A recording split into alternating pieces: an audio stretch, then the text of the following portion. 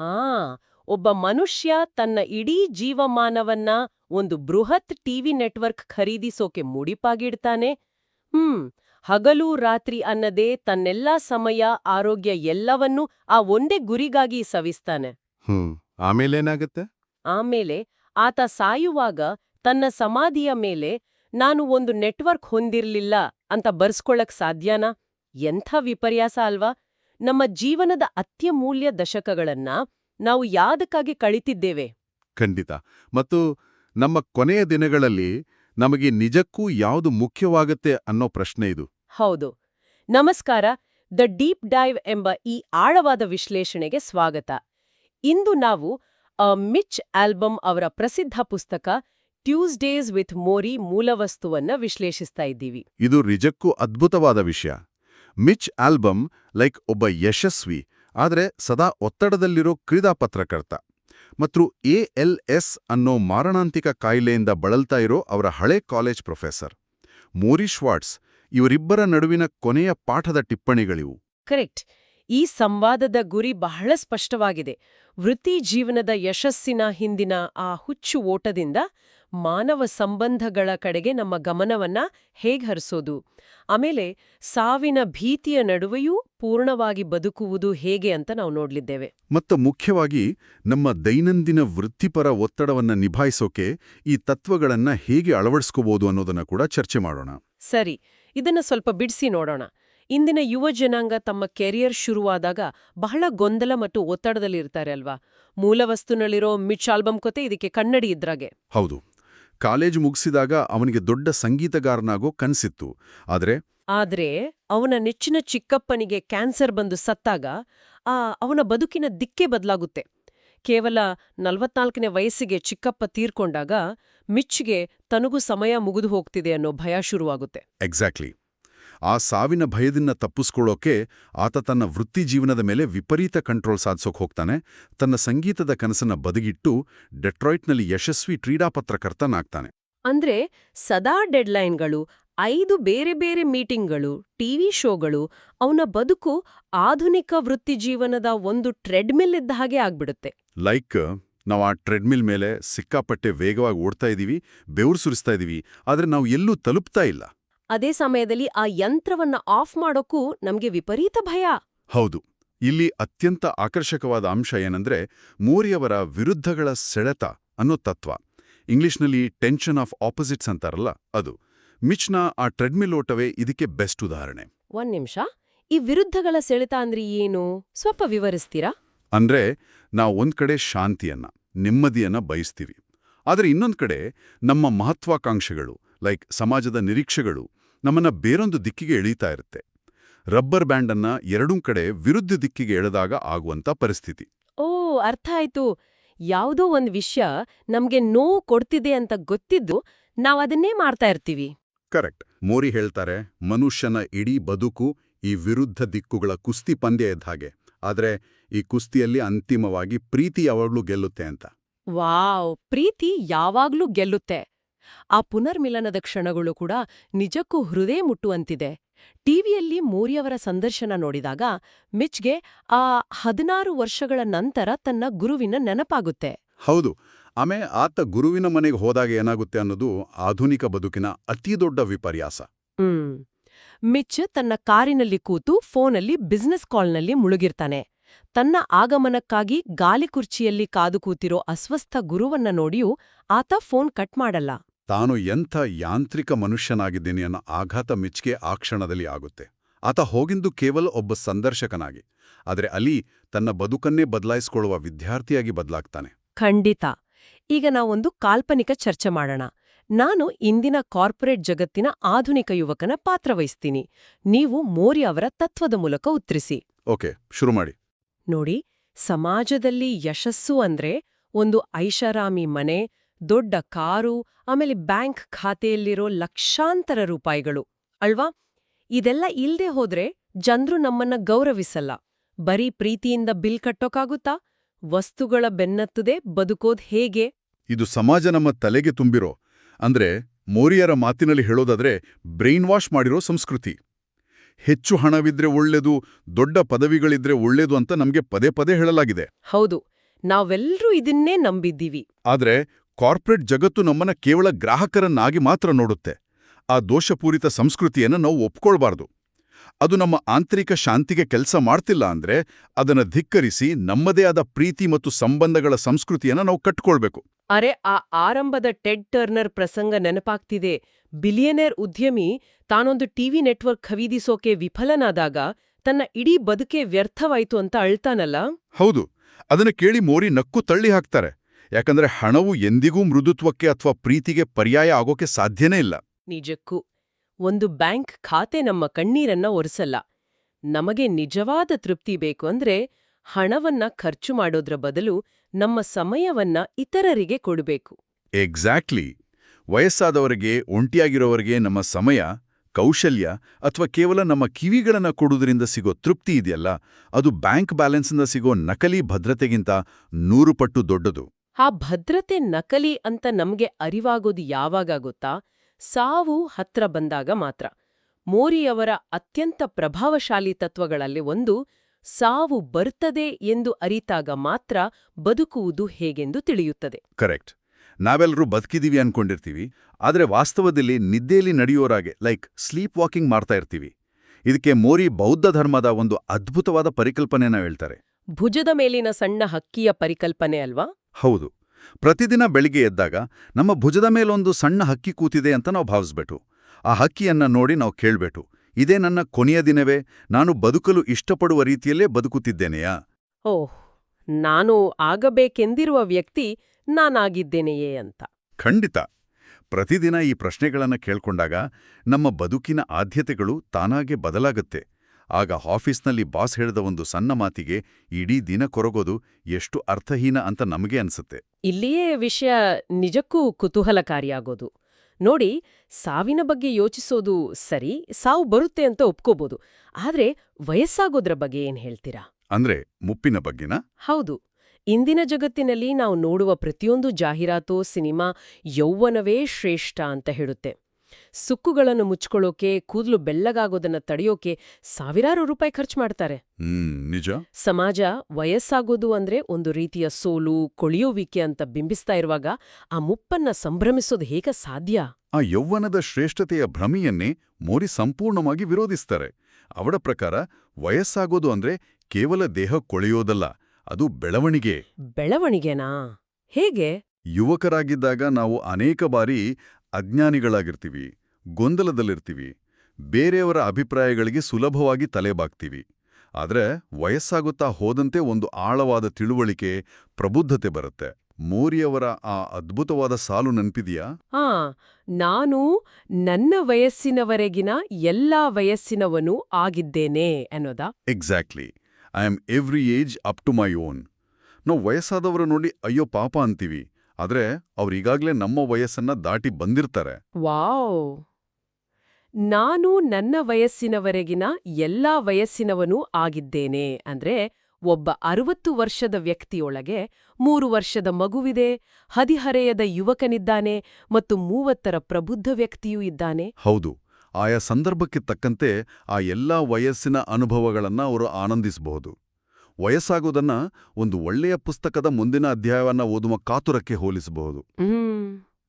ನಾವು ಹಿಂದಿನ ಅಧ್ಯಾಯದಲ್ಲೇ ಉಳಿಯೋಕಿಷ್ಟಪಟ್ರೆ ಕಥೆಯ ಮುಕ್ತಾಯದ ಸೌಂದರ್ಯ ನಮಗೆ ಅರ್ಥ ಆಗೋದೇ ಇಲ್ಲ. ಕರೆಕ್ಟ್. ಹಿಂದಿರುಗಿ ನೋಡೋದು ನಮ್ಮನ್ನ ಕೇವಲ ಸ್ಪರ್ಧಾತ್ಮಕವಾಗಿಸುತ್ತೆ, ಆದ್ರೆ ವಯಸ್ಸು ಅನ್ನೋದು ಕಾಂಪಿಟೇಷನ್ ಅಲ್ಲ. ವಯಸ್ಸಾಗುವುದನ್ನ ಒಪ್ಪಿಕೊಳ್ಳುವ ಈ ಪ್ರಬುದ್ಧತೆ ಇದ್ರೂ ಆ ವಯಸ್ಸಾದ ಕಾಲದಲ್ಲಿ ನಮ್ಮ ಕೈ ಹಿಡಿಯೋವರ್ಯಾರು? ಇಲ್ಲಿಯೇ ಮೋರಿ ಕುಟುಂಬದ ಮಹತ್ವವನ್ನ ವಿವರಿಸೋದು. ಹೌದು. WH ಆಡನ್ ಅವರ ಕವನದ ಸಾಲು, ಪ್ರೀತಿಸಿ ಇಲ್ಲವೇ ನಾಶವಾಗಿ, love each other or perish. Exactly. ನಾವು ಎಷ್ಟೇ ಯಶಸ್ವಿಯಾದ್ರೂ ಕೊನೆಯಲ್ಲಿ ನಮಗೆ ಉಳಿಯೋದು ನಮ್ಮ ಸಂಬಂಧಗಳು ಮಾತ್ರ. ಈ ವಿಷಯದಲ್ಲಿ ಮೋರಿ ಮತ್ತು ಮಿಚ್ನ ತಮ್ಮ ಪೀಟರ್ ನಡುವಿನ ಕಾಂಟ್ರಾಸ್ಟ್ ನಮ್ಮನ್ನ ದಂಗುಬಡಿಸುತ್ತೆ. ಆ ಕಾಂಟ್ರಾಸ್ಟ್ ಈ ಮೂಲವಸ್ತುವಿನ ಅತ್ಯಂತ ಶಕ್ತಿಶಾಲಿ ಭಾಗ. ಮೋರಿಯವರ ಪ್ರಕಾರ ಕುಟುಂಬ ಅನ್ನೋದು ನಮಗೆ ಆಧ್ಯಾತ್ಮಿಕ ಭದ್ರತೆಯನ್ನ ಒದಗಿಸುತ್ತೆ. ಅಂದ್ರೆ ಸ್ಪಿರಿಚುವಲ್ ಸೆಕ್ಯೂರಿಟಿ. ಹೌದು. ನಮ್ಮನ್ನ ನಾವು ಸಂಪೂರ್ಣವಾಗಿ ತೆರೆದುಕೊಳ್ಳಬಹುದಾದ, ನಮ್ಮ ನೋವನ್ನ ಹಂಚಿಕೊಳ್ಳಬಹುದಾದ ಏಕೈಕ ಜಾಗ ಅದು. ಮೋರಿಯವರ ಸುತ್ತಮುತ್ತ ಅವರ ಪತ್ನಿ, ಮಕ್ಕಳು, ಸ್ನೇಹಿತರು ಎಲ್ಲರೂ ಇದ್ರು. ಕಾಯಿಲೆಯಿಂದ ಬಳಲ್ತಾ ಇದ್ರು. ಪ್ರೀತಿಪಾತ್ರರಿಗೆ ತಮ್ಮನ್ನ ಆರೈಕೆ ಮಾಡೋಕೆ ಅವರು ಅವಕಾಶ ಮಾಡಿಕೊಟ್ರು. ಆದ್ರೆ ಪೀಟರ್ನ ಪರಿಸ್ಥಿತಿ ಇದಕ್ಕೆ ತದ್ವಿರುದ್ಧವಾಗಿತ್ತು ಅಲ್ವಾ? ಪೀಟರ್ ಕೂಡ ಕ್ಯಾನ್ಸರ್ನಿಂದ ಬಳಲ್ತಾ ಇದ್ದ. ಆದ್ರೆ ಆತ ಸ್ಪೇನ್ನಲ್ಲಿ ಒಂಟಿಯಾಗಿ ಬದುಕೋಕೆ ನಿರ್ಧರಿಸಿದ್ದ. ಹೌದು, ತನ್ನ ಕುಟುಂಬದವರಿಂದಲೇ ದೂರ ಉಳಿದು ತನ್ನ ಕಾಯಿಲೆಯ ವಿರುದ್ಧ ಏಕಾಂಗಿಯಾಗಿ ಹೋರಾಡ್ತಾ ಇದ್ದ. ತನ್ನ ಅಣ್ಣ ಮಿಚ್ನ ಫೋನ್ ಕಾಲ್ಸ್ಗೂ ಆತ ಆನ್ಸರ್ ಮಾಡ್ತಿರ್ಲಿಲ್ಲ. ಮನುಷ್ಯನ ಈ ಮನಸ್ಥಿತಿ ಅರ್ಥ ಮಾಡ್ಕೊಳ್ಳೋದು ಬಹಳ ಕಷ್ಟ. ಕಾಯಿಲೆ ಬಂದಾಗ, ಸಾವು ಸಮೀಪಿಸ್ತಾ ಇದ್ದಾಗ ನಾವು ನಮ್ಮವರನ್ನ ಹತ್ತಿರ ಕರಿಬೇಕಲ್ವಾ? ಪೀಟರ್ ಯಾಕೆ ದೂರ ತಳ್ತಾ ಇದ್ದ? ಯಾಕಂದ್ರೆ ಪೀಟರ್ಗೆ ತಾನೊಬ್ಬ ಹೊರೆ ಆಗ್ತೀನಿ, ಬರ್ಡನ್ ಆಗ್ತೀನಿ ಅನ್ನೋ ಭಯ ಇತ್ತು. ಆಧುನಿಕ ಸಮಾಜದಲ್ಲಿ ಸ್ವಾವಲಂಬನೆ ಅನ್ನೋದನ್ನ ಒಂದು ಅತಿ ದೊಡ್ಡ ಮೌಲ್ಯವಾಗಿ ಬಿಂಬಿಸಲಾಗಿದೆ. ಓ, ಯಾರಿಗೂ ಹೊರೆಯಾಗದೆ ಬದುಕೋದು ಶ್ರೇಷ್ಠ ಅನ್ನೋ ಭ್ರಮೆ. ಕರೆಕ್ಟ್. ಆದ್ರೆ ಮೋರಿ ತೋರಿಸ್ಕೊಡೋದೇನೆಂದ್ರೆ, ನಮ್ಮ ದೌರ್ಬಲ್ಯಗಳನ್ನ ಒಪ್ಕೊಳ್ಳೋದು ಮತ್ತು ಇತರರ ಸಹಾಯವನ್ನ ಸ್ವೀಕರಿಸೋದು ಕೂಡ ಒಂದು ರೀತಿಯ ಧೈರ್ಯನೇ. ಪೀಟರ್ನ ಆ ಒಂಟಿತನ ಮಿಚ್ನನ್ನ ತೀವ್ರವಾಗಿ ಕಾಡ್ತಾ ಇತ್ತು. ತನ್ನ ತಮ್ಮನನ್ನ ಸಂಪರ್ಕಿಸಲಾಗದ ಆ ಪಾಪ ಪ್ರಜ್ಞೆ ಮಿಚ್ನನ್ನ ಮತ್ತೆ ಆ ಕೆರಿಯರ್ ಟ್ರೆಡ್ಮಿಲ್ ಕಡೆಗೆ ದೂಡ್ತಾ ಇತ್ತು. ಯಾಕಂದ್ರೆ ಕೆಲಸವನ್ನ ಆತ ಕಂಟ್ರೋಲ್ ಮಾಡ್ಬೋದಿತ್ತು, ಆದ್ರೆ ತಮ್ಮನ ಕಾಯಿಲೆಯನ್ನಲ್ಲ. ಅಂದ್ರೆ ನಾವು ನಮ್ಮ ಆಂತರಿಕ ನೋವುಗಳಿಂದ ಓಡಿ ಹೋಗೋಕೆ ವೃತ್ತಿಜೀವನವನ್ನ ಒಂದು ಗುರಾಣಿಯಾಗಿ ಬಳಸ್ಕೊಳ್ತೀವಿ. ಇದೊಂದು ರೀತಿಯ ಎಸ್ಕೇಪಿಸಮ್ ಆಗ್ಬಿಡುತ್ತೆ. ಇದು ಕೇವಲ ಪ್ರೀತಿಯ ವಿಷಯವಲ್ಲ, ಕ್ಷಮೆಯ ವಿಷಯವೂ ಹೌದು. ಖಂಡಿತ. ಮೋರಿ ತಮ್ಮ ಹಳೆಯ ಸ್ನೇಹಿತ ನಾರ್ಮನ್ ಕಥೆಯನ್ನ ಹಂಚ್ಕೊಳ್ತಾರಲ್ಲ, ಅದು ಇದಕ್ಕೆ ಬೆಸ್ಟ್ ಉದಾಹರಣೆ. ಆ ಶಿಲ್ಪಿ ನಾರ್ಮನ್ ಅಲ್ವಾ? ಅತ್ಯಂತ ಪ್ರೀತಿಯಿಂದ ಮೋರಿಯವರ ಕಂಚಿನ ಪ್ರತಿಮೆ ಮಾಡಿದ್ದ. ಹೌದು. ಆದ್ರೆ ಮೋರಿಯವರ ಪತ್ನಿಗೆ ಆಪರೇಷನ್ ಆದಾಗ ನಾರ್ಮನ್ ದಂಪತಿಗಳು ಅವರನ್ನ ವಿಚಾರಿಸೋಕ್ ಬರ್ಲಿಲ್ಲ ಅನ್ನೋ ಒಂದೇ ಕಾರಣಕ್ಕೆ ಮೋರಿ ಆ ಸಂಬಂಧವನ್ನ ಸಂಪೂರ್ಣವಾಗಿ ಕಳೆದುಕೊಂಡಿದ್ರು. ಆ ಕಥೆ ನಮ್ಮೆಲ್ಲರಿಗೂ ಒಂದು ದೊಡ್ಡ ಎಚ್ಚರಿಕೆ. ಆಮೇಲೆ ನಾರ್ಮನ್ ಎಷ್ಟೇ ಬಾರಿ ಕ್ಷಮೆ ಕೇಳಿದ್ರೂ ಮೋರಿ ಆತನನ್ನ ಒಪ್ಕೊಳ್ಳಲ್ಲ. ಕೊನೆಗೆ ನಾರ್ಮನ್ ಕ್ಯಾನ್ಸರ್ನಿಂದ ತೀರ್ಕೊಂಡಾಗ ಮೋರಿಗೆ ತಾನು ಮಾಡಿದ ತಪ್ಪಿನ ಅರಿವಾಗುತ್ತೆ. ನಾನು ಆತನನ್ನ ಕ್ಷಮಿಸಿರ್ಲಿಲ್ಲವಲ್ಲ ಅನ್ನೋ ಪಶ್ಚಾತ್ತಾಪ ಮೋರಿಯವರನ್ನ ಕೊನೆಯವರೆಗೂ ಸುಡ್ತಾ ಇರುತ್ತೆ. ಕೋಪವನ್ನ ಹಿಡಿದಿಟ್ಕೊಳ್ಳೋದು ಅಂದ್ರೆ ನಾವು ಸ್ವತಃ ವಿಷ ಕುಡಿದು ಬೇರೆಯವರು ಸಾಯ್ಲಿ ಅಂತ ಕಾಯ್ತಾ ಇರೋ ಹಾಗೆ. ಸಾಯುವ ಮುನ್ನ ನಾವು ಇತರರನ್ನ ಕ್ಷಮಿಸ್ಬೇಕು ಮತ್ತು ಮುಖ್ಯವಾಗಿ ನಮ್ಮನ್ನ ನಾವು ಕ್ಷಮಿಸಿಕೊಳ್ಬೇಕು. ನಾವು ಮಾಡ್ಲಾಗ್ದೇ ಹೋದ ಕೆಲ್ಸಗಳಿಗಾಗಿ ನಮ್ಮನ್ನ ನಾವೇ ದೂಷಿಸ್ಕೊಳ್ಳೋದನ್ನ ಬಿಡ್ಬೇಕು. ಹೌದು, ಈ ಕ್ಷಮಾಪಣೆಯ ಪ್ರಕ್ರಿಯೆ ನಮ್ಮೊಳಗಿನ ಭಾರವನ್ನ ಇಳಿಸುತ್ತೆ. ಒಂದು ನಿಮಿಷ, ಇಲ್ಲಿ ನನಗೊಂದು ಗೊಂದಲ ಇದೆ. ಮೋರಿ ಭಾವನೆಗಳ ನಿರ್ಲಿಪ್ತತೆ ಅಂದ್ರೆ ಡಿಟ್ಯಾಚ್ಮೆಂಟ್ ಅನ್ನೋ ಪರಿಕಲ್ಪನೆ ಬಗ್ಗೆ ಮಾತಾಡ್ತಾರೆ. ನಿರ್ಲಿಪ್ತತೆ ಅಂದ್ರೆ ನಮ್ಮ ಸಮಸ್ಯೆಗಳಿಂದ ಓಡಿ ಹೋಗೋದಾ? ಕಚೇರಿಯಲ್ಲಿ ಒತ್ತಡ ಬಂದಾಗ ಎಲ್ಲವನ್ನೂ ಬಿಟ್ಟು ತಲೆಮರೆಸಿಕೊಳ್ಳೋದಾ? ಇಲ್ಲ, ಖಂಡಿತ ಅಲ್ಲ. ಓಡಿ ಹೋಗೋದಕ್ಕೂ ನಿರ್ಲಿಪ್ತತೆಗೂ ಅಜಗಜಾಂತರ ವ್ಯತ್ಯಾಸ ಇದೆ. ಇದನ್ನ ನಾವು ವಿಶಾಲ ದೃಷ್ಟಿಕೋನದಿಂದ ನೋಡಿದ್ರೆ, ನಿರ್ಲಿಪ್ತತೆ ಅಂದ್ರೆ ಭಾವನೆಗಳನ್ನ ಹತ್ತಿಕ್ಕೋದಲ್ಲ. ಅಂದ್ರೆ ಯಾವುದೇ ಭಾವನೆ ಬರ್ಲಿ, ಅದು ಅತಿಯಾದ ಪ್ರೀತಿ, ಶೋಕ, ಆಫೀಸ್ ಒತ್ತಡ ಅಥವಾ ಸಾವಿನ ಭಯ, ಅದನ್ನ ಸಂಪೂರ್ಣವಾಗಿ ಅನುಭವಿಸ್ಬೇಕು. ಉದಾಹರಣೆಗೆ, ಮೋರಿಗೆ ಉಸಿರಾಟದ ತೊಂದರೆಯಾಗಿ ಕೆಮ್ಮು ಶುರುವಾದಾಗ ಅವರು ವಿಪರೀತ ಭಯಪಡ್ತಾ ಇದ್ರು. ಅವರ ಮುಖ ನೀಲಿ ಆಗ್ತಾ ಇತ್ತು. ಹೌದು. ಆದ್ರೆ ಆ ಕ್ಷಣದಲ್ಲಿ ಅವರು ಭಯವನ್ನ ಹತ್ತಿಕ್ಕಿಲ್ಲ. ಬದಲಾಗಿ ಆ ಭಯವನ್ನ ಅನುಭವಿಸಿದ ನಂತರ, ಸರಿ, ಇದು ಕೇವಲ ಭಯ, ನಾನು ಇದನ್ನ ಅನುಭವಿಸಿದ್ದೇನೆ, ಈಗ ನಾನು ಇದರಿಂದ ಹೊರಬಂದು ನಿರ್ಲಿಪ್ತನಾಗ್ತೀನಿ ಅಂತ ಹೇಳ್ಕೊಳ್ತಾ ಇದ್ರು. ಓ, ಇದು ವೃತ್ತಿಪರರಿಗೆ ನಿಜಕ್ಕೂ ಒಂದು ಸಂಜೀವಿನಿ. ಕಚೇರಿಯಲ್ಲಿ ಬರ್ನ್ಔಟ್ ಆದಾಗ ನಾವು ಸಾಮಾನ್ಯವಾಗಿ ಏನೂ ಆಗಿಲ್ಲ, ನಾನ್ ಸ್ಟ್ರಾಂಗ್ ಆಗಿದ್ದೀನಿ ಅಂತ ನಟಿಸ್ತೀವಿ. ಕರೆಕ್ಟ್. ಆ ಒತ್ತಡವನ್ನ ನಿರ್ಲಕ್ಷಿಸುವ ಬದಲು, ಹೌದು, ನನಗೀಗ ವಿಪರೀತ ಒತ್ತಡ ಆಗ್ತಿದೆ, ಕೋಪ ಬರ್ತಿದೆ ಅಂತ ಪ್ರಾಮಾಣಿಕವಾಗಿ ಒಪ್ಕೋಬೇಕು. ಆಮೇಲೆ ಈ ಒತ್ತಡ ನನ್ನನ್ನೇ ಕಂಟ್ರೋಲ್ ಮಾಡೋಕೆ ನಾನ್ ಬಿಡಲ್ಲ, ನಾನಿದ್ರಿಂದ ಒಂದು ಹೆಜ್ಜೆ ಹಿಂದೆ ಸರ್ದು ನಿರ್ಲಿಪ್ತನಾಗ್ತೀನಿ ಅಂತ ಅಂದ್ಕೊಳ್ಳೋ ಕಲೆ ಇದು. ನಮ್ಮ ಮಾನಸಿಕ ಆರೋಗ್ಯವನ್ನ ಕಾಪಾಡೋಕೆ ಇರೋ ಅತ್ಯುತ್ತಮ ಮಾರ್ಗ ಇದು. ಹಾಗಾದ್ರೆ ಇವೆಲ್ಲದರ ಅರ್ಥವೇನು, ಬದುಕಿನ ಅಂತಿಮ ಉದ್ದೇಶವೇನು ಅಂತ ಹುಡುಕ್ತಾ ಹೋದ್ರೆ ಮೋರಿಯವರ ಆ ಪರಿಪೂರ್ಣ ದಿನದ ಕಲ್ಪನೆ ನಮ್ಮೆಲ್ಲರ ಕಣ್ಣು ತೆರೆಸುತ್ತೆ. ಮಿಚ್ ಒಮ್ಮೆ ಕೇಳ್ತಾನೆ, ನಿಮ್ಗೆ ಕೇವಲ 24 ಗಂಟೆಗಳ ಕಾಲ ಸಂಪೂರ್ಣ ಆರೋಗ್ಯವಂತ ದಿನ ಸಿಕ್ರೆ ನೀವೇನ್ ಮಾಡ್ತೀರಾ ಅಂತ. ನಾವು ಯೋಚಿಸ್ಬೋದು. ಅವ್ರು ಯಾವುದೋ ದೊಡ್ಡ ದೇಶಕ್ಕೆ ಪ್ರವಾಸ ಹೋಗ್ತೀನಿ, ದೊಡ್ಡ ಸಾಧನೆ ಮಾಡ್ತೀನಿ ಅಂತ ಹೇಳ್ತಾರೆ ಅಂತ. ಆದ್ರೆ ಅವರ ಉತ್ತರ ತೀರಾ ಭಿನ್ನವಾಗಿತ್ತು. ಬಹಳ ಸರಳವಾಗಿತ್ತು. ಬೆಳಗ್ಗೆ ಎದ್ದು ಸ್ವಲ್ಪ ವ್ಯಾಯಾಮ ಮಾಡೋದು, ರುಚಿಯಾದ ಸಿಹಿ ತಿಂಡಿ ತಿನ್ನೋದು, ನೀರಿನಲ್ಲಿ ಈಜೋದು, ಮಧ್ಯಾಹ್ನ ಸ್ನೇಹಿತರೊಂದಿಗೆ ಒಂದು ಒಳ್ಳೆ ಊಟ ಮಾಡ್ತಾ ಅವರ ಕಥೆಗಳನ್ನ ಕೇಳೋದು. ಸಂಜೆ ಪ್ರಕೃತಿನ ನಡುವೆ ಒಂದು ಸಣ್ಣ ನಡೆಗೆ, ರಾತ್ರಿ ಡಕ್ ಮಾಂಸದ ಊಟ ಮತ್ತು ಧಣಿಯೋವರೆಗೂ ತಲೆ ಕೆಡಿಸ್ಕೊಳ್ಳದೆ ಡ್ಯಾನ್ಸ್ ಮಾಡೋದು, ಆಮೇಲೆ ಒಂದು ಆಳವಾದ ನಿದ್ದೆ ಮಾಡೋದು ಅಷ್ಟೇ. ಇದರಲ್ಲಿ ಗಮನಿಸಬೇಕಾದ ಅಂಶ ಏನಂದ್ರೆ, ಈ ಪರಿಪೂರ್ಣ ದಿನದಲ್ಲಿ ಎಲ್ಲಿಯೂ ಪ್ರಮೋಷನ್, ಬ್ಯಾಂಕ್ ಬ್ಯಾಲೆನ್ಸ್ ಅಥವಾ ದುಬಾರಿ ಕಾರಿನ ಪ್ರಸ್ತಾಪನೆ ಇಲ್ಲ. ಹೌದು, ಇಂದಿನ ಕಾಲದಲ್ಲಿ ಪರಿಪೂರ್ಣ ದಿನ ಅಂದ್ರೆ ಆಫೀಸ್ನಿಂದ ಕಾಲ್ ಬಾರ್ದಿರೋದು, ಆಮೇಲೆ ಇನ್ಬಾಕ್ಸ್ ಝೀರೋ ಆಗಿರೋದು ಅಂತ ನಾವು ಅಂದ್ಕೊಳ್ತೀವಿ. ನಾವು ನಮ್ಮ ಬದುಕಿನ ಆದ್ಯತೆಗಳನ್ನ ಎಷ್ಟು ವಿಚಿತ್ರವಾಗಿ ಬದಲಾಯಿಸ್ಕೊಂಡಿದ್ದೀವಿ ಅಲ್ವಾ? ಖಂಡಿತ. ಈ ಸರಳವಾದ ಖುಷಿಗಳನ್ನ ನಾವೆಲ್ಲರೂ ಪ್ರತಿದಿನ ಸೃಷ್ಟಿಸ್ಕೊಳ್ಬೋದು.